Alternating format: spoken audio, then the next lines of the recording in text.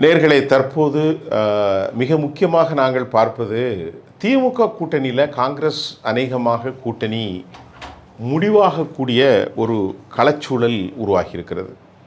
அது ரொம்ப முக்கியமாக நாம் அதை பார்க்க வேண்டும். தமிழ்நாட்டில் இதுவரை வரலாற்றில் இல்லாத ஒரு கூட்டணியை திமுக இந்த கூட்டணி முடிந்தால் அது நிறைவேறும் என்று தான் சொல்கிறது. இன்று காலை கூட்டணி பேச்சுவார்த்தையை காங்கிரஸ் கட்சியினுடைய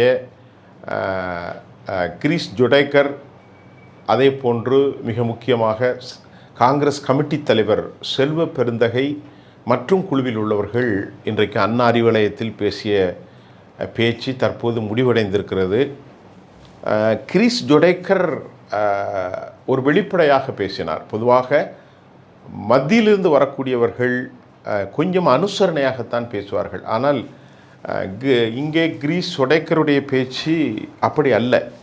அவருடைய பேச்சு எங்களுக்கு உரிமை இருக்கிறது என்றெல்லாம் சொன்னார். ஆனால் மத்திய தலைமையில் சோனியா காந்தி எல்லோரும் யோசித்து 2029ஆம் ஆண்டு நடக்கக்கூடிய நாடாளுமன்ற தேர்தலில் தமிழ்நாட்டில் திமுக மிக முக்கியமான ஒரு சூழலில் நமக்கு தேவை இருக்கிறதுனால் நீங்கள் அதிகாரத்தில் பங்கீடு கேட்க வேண்டாம் என்று சொன்னார்கள். அதற்கு பிறகு 41 இடங்களிலும் 2 ராஜ்யசபா இடங்களும் கொடுக்கப்படுவதாக திமுகவிடம் அவர்கள் கேட்டார்கள். ஆனால் திமுக இன்று காலை வரை 25+1 அதில் உறுதியாக இருந்தார்கள், கொடுத்து விடலாம் என்று. ஆனால் அவர்கள் எதிர்பார்க்கவில்லை இந்த அளவிற்கு ஒரு பெரும் சடுதியிலே சிக்கிக்கொள்வார்கள், இவ்வளவுக்கு வழுக்கி விலகக்கூடிய நிலை உருவாகும் என்று அவர்கள் ஒருபோதும் நினைக்கவில்லை. ஆனால் காங்கிரஸ் கட்சி அடுத்த முகாம்களை திறந்து பேச்சுவார்த்தையை தொடங்கி இருப்பதையும் கூட கிரீஷ் ஜோடேகர் உறுதிப்படுத்தினார்.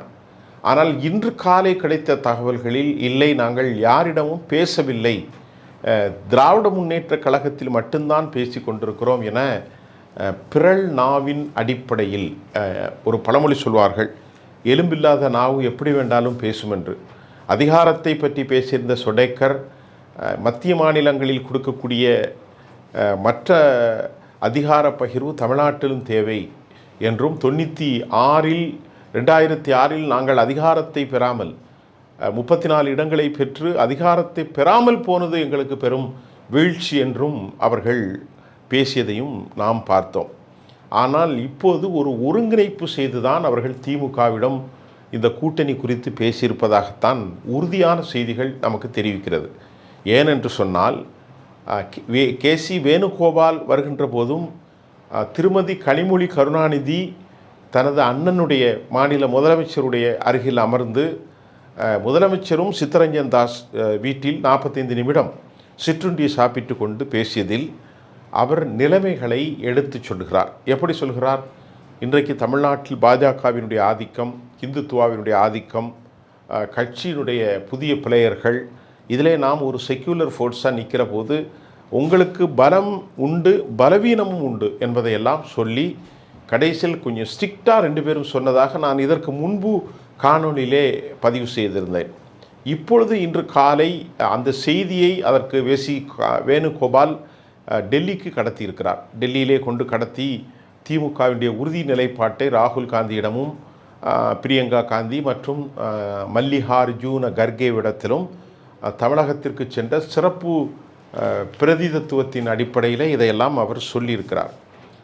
அதற்கு பிறகு அவர்கள் ஒரு முடிவெடுத்திருக்கிறார்கள்.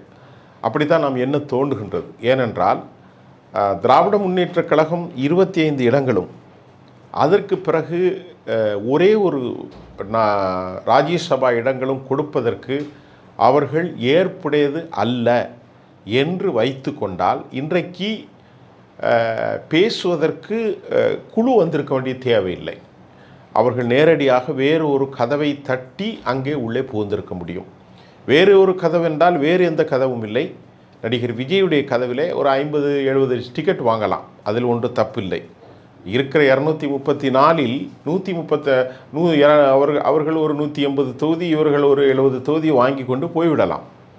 ஆனால் இது மத்திய தலைமையில் திராவிட முன்னேற்ற கழகத்தின் கூட்டணிக்கும் பின்னால் வரக்கூடிய பல்வேறு விவகாரங்களுக்கும் எது மாதிரியான வருங்கால திட்டமும் தேசிய அரசியலில் ஏற்படுகிற வளர்ச்சி குறித்தும் அவர்கள் கவலைப்பட்டிருக்கிறார்கள். அதன் விளைவாகத்தான் இந்த முயற்சி எடுத்து சற்றேறக்குறைய பேசி முடிக்க சொல்லியிருக்கிறார்கள். ஆனால் நமக்கு என்ன ஒரு கேள்வி என்றால், ஒரு மிக முக்கிய சந்தேகம், 30-25 என்றால் இடைப்பட்டது 27 28 முடிக்கலாம்.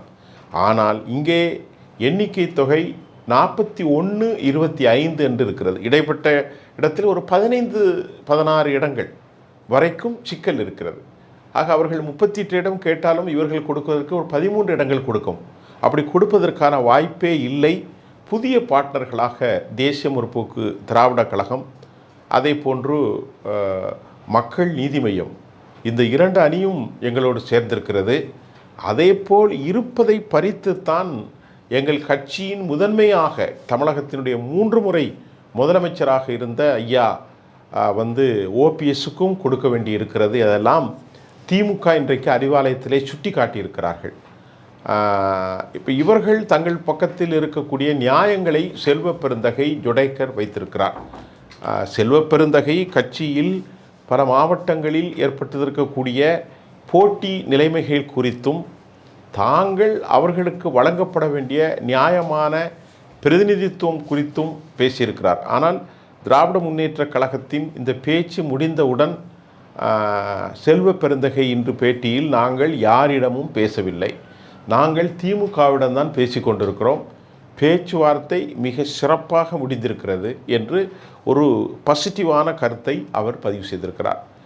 நிருபர்கள் கேட்ட கேள்விக்கு இடங்கள் குறித்த கேள்வியாக இருக்கிற போது, அது நாங்கள் முடிவாகி ஒப்பந்தத்தில் உங்களுக்கு சொல்கிறோம் என்றும் வலிமையான உறுதிப்பட தன் கருத்தை காங்கிரஸ் கட்சியினுடைய மாநில காங்கிரஸ் கமிட்டியினுடைய தலைவர் செல்வ பெருந்தகை ரொம்ப ஸ்ட்ராங் மெசேஜாக அதை பதிவு செய்திருப்பதையும் நாம் இங்கே உள்வாங்கிக் கொள்ள வேண்டிய ஒரு சூழல் இருக்கிறது. ஆகவே திராவிட முன்னேற்ற கழகம் அநேகமாக 51 விழுக்காடை தாண்டி காங்கிரஸோடு தனது கூட்டணியை நிலைப்படுத்தியிருக்கிறார்கள். இப்பொழுது தமிழ்நாட்டில் ஒரு மெகா கூட்டணியை அமைத்திருக்கிறார்கள் என்று தான் சொல்ல வேணும். ஓபிஎஸ் அவர் ஒரு தனி கூட்டணி தான், அது கட்சி அல்ல என்றாலும் அவர்களுக்கு பின்பு தென் மாநிலங்களில் இருக்கும் ஏராளமான மறவர் சமூகத்தினுடைய வாக்குகள் இவரை நம்பி வரலாம் என்று திமுக ஒரு கருத்தை ஒரு கணிப்பை போட்டிருக்கிறார்கள். அந்த கருத்து வெற்றி தோல்வியை தாண்டி அது சாத்தியமா என்பதை தாண்டி அவர் இருப்பது திமுகவுக்கு ஒரு பலம்தான். அவருக்கு பலம் இல்லை. அவர் 3 முறை முதலமைச்சராக இருந்தார். தமிழகத்தினுடைய முதல்வர் உச்சபட்ச பதவியில் இருந்தார். அதிமுகவினுடைய கொள்கை முடிவுகள் எடுக்கக்கூடிய ஒரு கோஆர்டினேட் ஹெட்டாக இருந்தார்.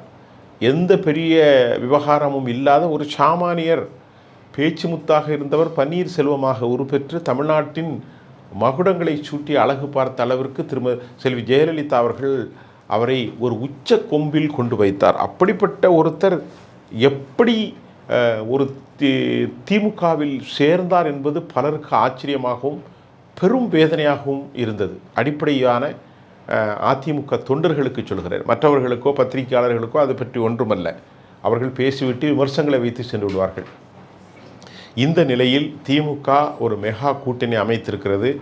அநேகமாக காங்கிரஸ், திராவிட முன்னேற்ற கழகத்தோடு காங்கிரஸ், திமுக, காங்கிரஸ், தேமுதிக, அதே போன்று மக்கள் நீதி மையம், இடதுசாரிகள், எல்லாவரை விட வலுவான தொல் திருமாவளவன், இஸ்லாமிய அமைப்புகள், கொங்கு மண்டலம், இதில் இன்னும் சிலர் சேர்ந்திருக்கிறார்கள். இவ்வளவு வலிமையான ஒரு கட்சி, ஆளும் கட்சி, ரதகஜ துரஜாதிபதிகளை தன் கையில் வைத்திருக்கிறது. வலிமையான போட்டியில் இருக்கிறது. இடையிலே அதிமுக, பாஜக வலுவிழந்த நிலையில் இருக்கிறது.